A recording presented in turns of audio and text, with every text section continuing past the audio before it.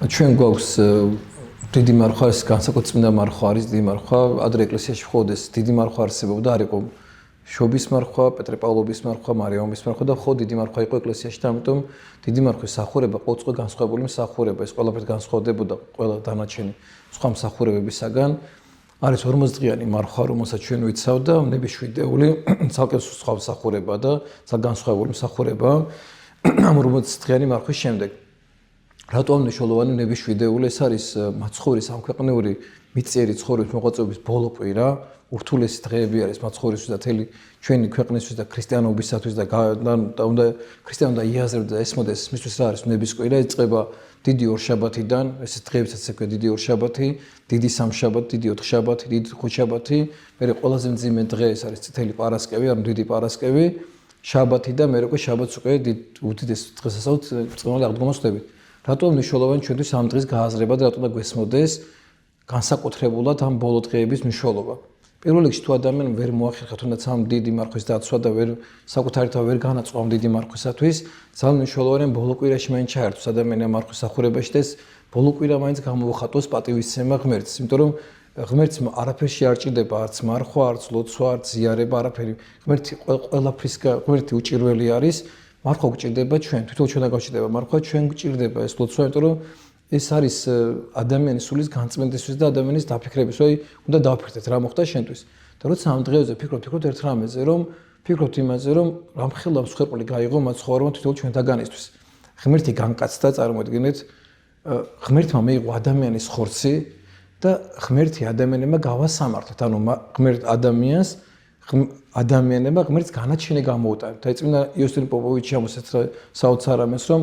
იმდენად საშინელება ჩავიდეთ ადამიანმა, რომ შენო ადამიანი უკვე ადამიანადაც კი აღარ უნდა იწოდებოდა ეს საქციელი ჩავიდეთ ადამიანებმა, რომ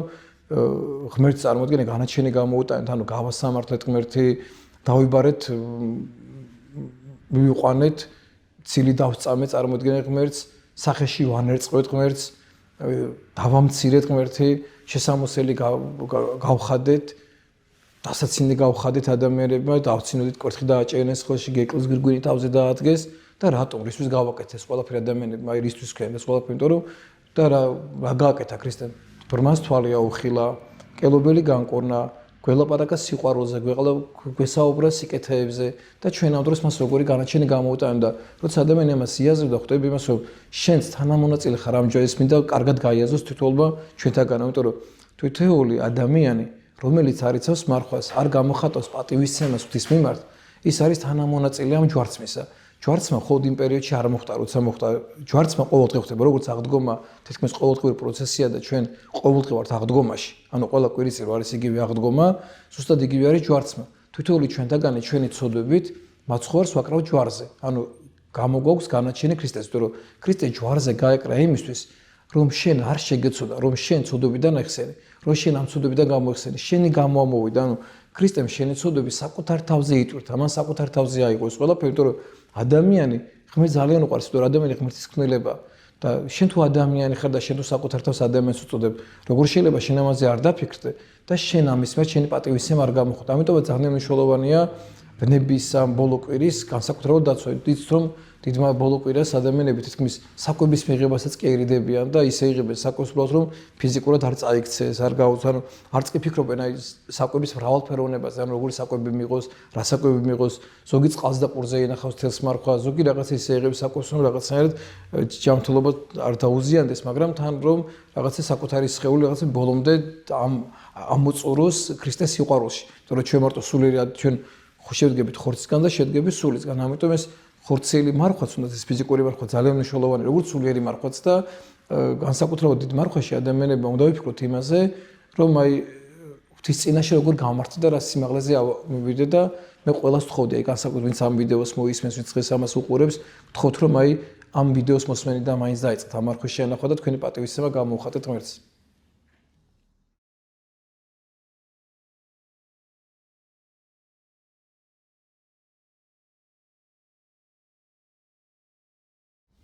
აი ძალიან მნიშვნელოვანია ბოლო კვირის სახურების დასწრებას და რატომ? იცით რომ ბოლო კვირაში, დიდი მარხვის ბოლო კვირას ყველა დღე არის ძალიან დატვირთული მსახურებებით, იკითხება 4-ვე სახარება ადრე მაგათაც ადამიანებმა წერა-კითხვა არ იცოდნენ და სახარება ადამიანებს დიდი მარხვის ამ დიდ მარხვაში მარხვაში თავიდანვე მთელი წმინდა წერილი იკითხება ხოლმე. თავი ძველი ალფა ყველა ფსალმუნი იკითხება და ყველაფერი იკითხება და ადამიანები ეკლესიაში ისმენდნენ თელ ამ სახურებას და დიდ მარხვაში განსაკუთრებულად ბოლო კვირაში არის სახარებების კითხვა ჩართული ჟავნობებში და ადამიანი არ დაჩენილიყო ღვთის სიტყვის გარეშე ყველა ქრისტიანი ვალდებულიყო წელიწადში ერთხელ მაინც წაეკითხა წმინდა ახალი აღთქმა. ესე აუცილებლობა არის, არ შეიძლება ქრისტიანი ქრისტეს სიტყვას არ კითხულობდე. და ვისაც ადრე არ ქონდა მის საშუალება რომ წაეკითხა ეს სახარება, ეკლესია თვითონ უკითხავდა ამას და დიდი ბოლო კვირის განმავლობაში ადამიანები ესწრებოდნენ ამ სახურებას და თითქმის ამ სახურებას თელი არსებით ისმენდნენ. თელ ამ სახარებას და ძალიან მნიშვნელოვანია რომ ადამიანები ამ სახურებებს დაესწრონ. ვისაც არ აქვს საშუალება რომ სახურებას დაესწროს, იცით ჩვენ ტაძარში სპეციალურად ჩვენი გვერდი გვაქვს, Facebook გვერდი გვაქვს, სადაც ონლაინ ვიღებთ ამ ყველაფერს და ვდებთ ამას, რომ ადამიანებმა ვინც ვერ ახერხებს სახში მოусმენ ამ სახურებას. და ძალიან თუ ვერ მოახერხებთ ტაძარში მოსვლის, მაინც უნდა მოახერხო რომ ამას ამ სახურებას მაინც მოусმენო ხოლმე. თუ იმასაც ვერ ახერხებ რომ ამ სახურებას მოусმენო, სახში მაინც შეიძლება წაიკითხო 4-ვე სახარება და ამ კვირაში რაღაც აიყო სახარება და თლიანად ეს 4-ვე სახარება წაიკითხო სახში. ესე ძალიან მნიშვნელოვანია რომ ამ სახურებას შეერთოს. რაც შეეხება თუ ამ დღეებისგან რატო არის მაგ დიდი ორშაბათი? დიდი ორშაბათს ვიცი ჩვენ რომ მაცხოვარმა უნაყოფო ლეღვისხე უბრძანა რომ განხმარიყო, იმიტომ რომ ესე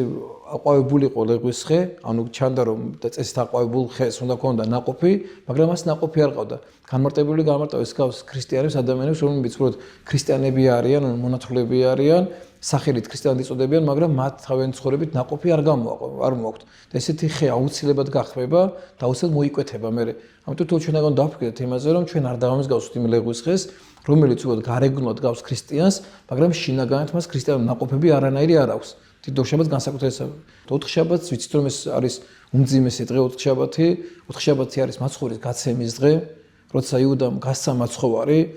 ამით კაცობრიობამაც გავეცთ მაცხოვარი, უღალატა თავის მოწაფ, თავის მასწავლებელს, მამას. იუდა თავის თვალით ხედავდა ქრისტეს, როგორ აუხელდა ბრმებს თვალს, როგორ კურნავდა, როგორ აღადგინა მკვდარი. მიუხედავად ამისა, რომ ის ხედავდა ქრისტეს მოღვაწეობას, მას მაინც თავის უმოკლეობას ვერ აჯობა და მან ქრისტეს უღალატა. ამიტომ ჩვენ არ უნდა მივემსგავსოთ იუდას, რომელმაც ეს ქრისტე გასცა და რომელმაც ქრისტეს უღალატა. ერთ-ერთი ქალბატონი მიდის მაცხოვართან, სახარებაში აღწერი და ის ნელსაცხებელი მექვს მაცხოვართან. და ნელსაცხებლის ამ ჭურჭელს გატეხავს კიდევაც და მაცხოვარს ფეხებს ბანს ცრემლებით, ფეხებს ბანს ამ უძურფასეს ნელსაცხებლით და თმით ფეხს უმშრალებს. და ვიცით ჩვენ იუდას დამოკიდებულება და იუდა ამბობს ეს რამეს რომ აი რატო დახავჭეთ ეს ნელსაცხებელი ამ მაცხოვრისთვის და შეგვეძლო ეს ნელსაცხებელი გაგვეყიდა და ამარა გაჭირებულს დახმარებოდი და სახარებაში წერია რომ არ არასჭირდაო მათ უპოვრებისთვის ანუ მას საკუთარი თავი აწუხებდა იმიტომ რომ პარავი იყო და კვადრუქცი პარავდა და რამდენი ადამიანი ესეთი რომ ესეთ უნდა დაფიქრდეთ რომ რამდენი ადამიანი ეს აი ეკლესიაში დაყვედრიან ხოლმე და ამბობენ რომ ეკლესიაში ამას რატო აკეთებენ რატო წერავენ ამას არა და თვითონ არასდრაფერ არ შეუწიათ ეკლესიისთვის და ზუსტად აი იუდას ემსგავსებენ ეს ადამიანებიც ესე იქცევა და ადამიანი რომელმაც საკუთარი ცემლებით შეინანა თავისოდები და ყველაზე ძვირფასით მოემსახურა ქრისტეს ნიშნავს იმას რომ ჩვენც ყველაზე ძვირფასი უნდა შევწიროთ ქრისტეს ჩვენი ცხოვრების წესი ჩვენი გული ჩვენი ლოცვა ანუ ღმერთი შენგან ყველაზე ძვირფასი იწირავს და ღმერთი ეუბნება რომ მან ეს ყველაფერი გააკეთა იმის რომ ჩემ დასაფლულად ქნანის რომ მე ამ ხორცელ ცხოვრებას ვამთავრებ ჩემი ხორცელი ცხოვრება ამოიწურება და დამთავრდება და მან ამის ყველაფერს გააკეთა მის სახელი ყოველთვის მოიხსენება ანუ სადაც სახარება წაეკითხება ყველა ახსენებს ამ ადამიანის ამ საოცარ საქციელს ეს მიგვანიშნებს იმას რომ თითოეული ჩვენთაგანის ცხოვრება უნდა იყოს ბოლომდე მიღწეული ღვთისათვის ჩვენი ცხოვრება უნდა მიუძღვნას ღმერთს და ჩვენი ყველა საუკეთესო უნდა შევწიროთ ღმერთს ჩვენი საუკეთესო ლოცვა ანუ ჩვენი ლოცვა გულიდან ამოსული უნდა იყოს ჩვენი ცხოვრების წესი მთელი არსებიდან დავიხარჯოთ ქრისტესთვის და ყველა ძვირფასი ღმერთს უნდა მიუძღოთ დიდი ხუთშაბათი არის უმნიშვნელოვანესი დღე ვიცით ყველა რომ დიდ ხუთშაბათს დაწესდა ზიარების საიდუმლო მაცხოვრმა დააწესა ზიარების საიდუმლო და ამით გვეუბნება მაცხოვარი რომ თუ გინდათ რომ მე გამიხსენოთ აუცილებლად თქვენ წმინდა ზიარება უნდა მიიღოთ ანუ ზიარების მიუღებელობა როცა ადამიანი საკუთარ თავს ქრისტიანს ეძახის წარმოიდგინე არიან ადამიანები საქართველოში ცხოვრობენ ადამიანები რომლებიც არიან მონათლულები ქრისტიანები არიან მაგრამ შეიძლება იყოს ადამიანები რომელსაც ერთი თვე წმინდა ზიარება არ მიუღია არა თუ ერთი თვე შეიძლება იყვნენ ქრისტიანები მართლმადიდებლები რომელსაც ერთი წელი ნაზიარები არ არიან და შენ თუ ქრისტესი გჯერა და შენ თუ სახარების გჯერა შენ მაშინ სახარების წყვილს როგორ აქვს რატო არ ეზიარებ მაშინ რატო არ იღებ წმინდა ზიარებას ეს ზიარებაში ხო ქრისტემ დაგიწესა მან გითხრა რომ ჩემ მოსახსენებლად გააკეთეთ ეს ანუ როცა თქვენ ამ წმინდა ზიარებას მიიღებთ ამით მე გამიხსენებთ და მე კიდე უმძიმეს დღე წითელი პარასკევი ეს არის აი ალბათ ყველაზე რთული დღე ჩვენ ცხოვრებაში, როცა მაცხოვარი ჯვარზე გავაკარით, გავროზგეთ, გავშოლტეთ მაცხოვარი, სახეში ვანერწყეთ მაცხოვარს, განაჩენი გამოვოტანეთ მაცხოვარს და ის მას ჯვარი დავადეთ, ჩვენი ჯვარი და ჯვარი ვატარებინეთ მას გოლგოთამდე მივატანეთ ეს ჯვარი მაცხოვარს და ეს ყველა უნდა გავიაზროთ თითოეულ ჩვენგანი ამ ჯვარცმის თანამონაწილეები ვარ თითოეულ ჩვენგან და უნდა შევძოთ რომ მას ეს ჯვარი შეუსუბუქოთ როგორც შეუსუბუქეს მას ჯვარი ის ჩვენც უნდა შეუსუბუქოთ მას ჯვარი და უნდა ჩვენ უნდა შევძოთ რომ აი მასთან ერთად ქრისტესთან და ჩვენ ჯვარი ვიტვირთოთ და მასთან ერთად ეს გზა გავიაროთ მას ქრისტესთან ერთად რაც შეეხება დიდშაბათს თითქმის ყველა ტაძარში დილით უკვე გამთენისას დილის 4 საათზე იწყება მსახურება ჩვენ ტაძარში 4 საათზე იწყება დილის მსახურებას არის ღვთისმშობლის დატირების მსახურება მაცხოვრის ამ წესაგების მსახურებას ეძახიან დილიდან ტარდება ეს მსახურება ცისკარსხდებით მაცხოვრის გარდამოხსნის შემოტარებით ტაძარში შემოტარებით და ძალიან მნიშვნელოვანია დიდი შაბათის მსახურების დასწრება იმიტომ რომ მაცხოვრის წესაგების მსახურება ტარდება დილით და უკვე დიდ შაბათს რაღაცა რო თავდება ხოლმე ეს წირვა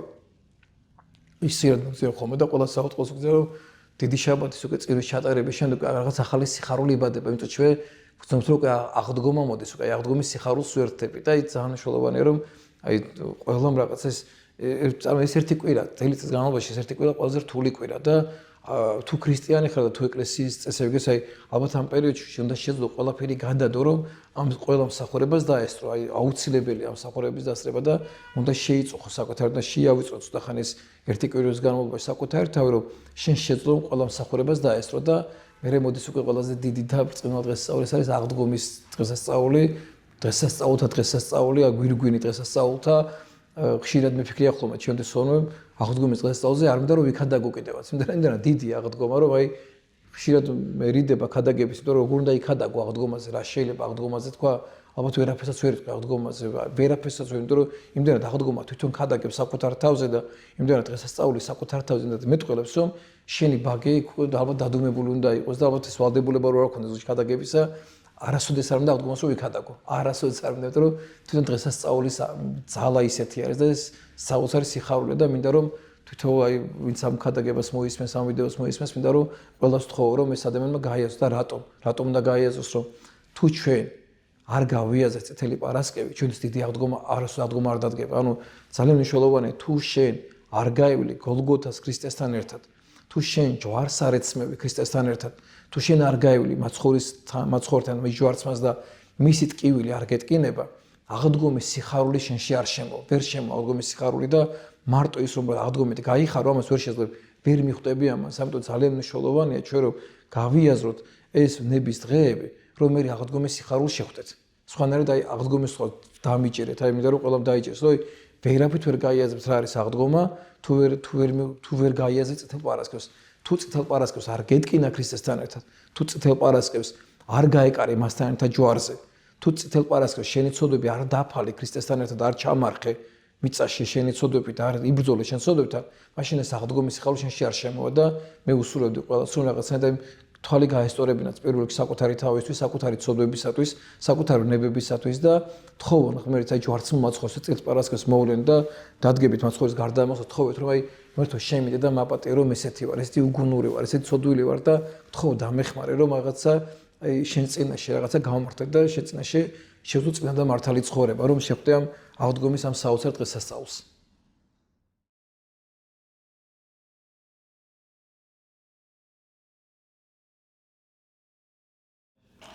აი ძალიან მნიშვნელოვანია რომ როცა ადამიანი დიდ მარხვას იცავს და მთელი მარხვა შეინახავ და განსაკუთრებით ბოლო კვირას ნების კვირა შეინახავ და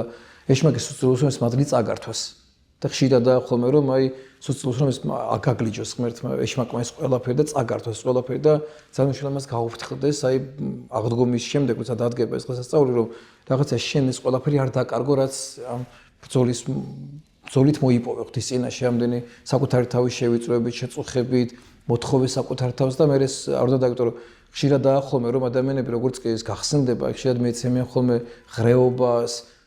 თვრებიან რაღაცა მეცემენ აყროვანებას მთელი ამ პერიოდში რომ მარხულობენ ხოლმე მე ძალიან ბევრ საკვებს იღებენ ხოლმე და მე ძალიან ზიანდებიან ხოლმე. მე ესეთი წესი ბოლო წლებში ესე მაქვს ხოლმე, რომ ადრე მაგათი რო ხსნდებოდა ხოლმე, ფიქრები ვწყდი ხოლმე ჭამას ხოლმე და ახლა საერთოდ აი ცდილობ რომ მე აი გახსნების შემდეგაც რომ რა შეიძლება ნაკლები საკვები მივიღო და რაღაცა ძალიან ბევრი საკვები არ მივიღო, იმიტომ რომ აი ნენელა მინდა რომ თუნდაც ფიზიკური ჯანმრთელობასაც ძალიან საზიანო, როცა ბევრ საკვებს იღებ და არასრულად იყობები, ხო? ეგეც მე გაზიანებს, ანუ ხელი 40 წელი ახლა გამომშრალი სხეული, თითქმის საკვებს არ იღებ. შეწუხებული გავს საკუთარი სხეული, გამომშრალია სხეული ამ საკვების არ მიღების გამო და უცებ რომ ამ სხეულს უცებ ამდენ საკვებსაც ძალიან ზერო საკვებს გადაამუშავოს და ძალიან დიდი მნიშვნელობა აქვს ამასაც ადამიანებმა ყურადღება მიაქცევს და ამ ბრწყინვალე შვიდეული სიხარულში ყველამ ერთად გავიხაროთ და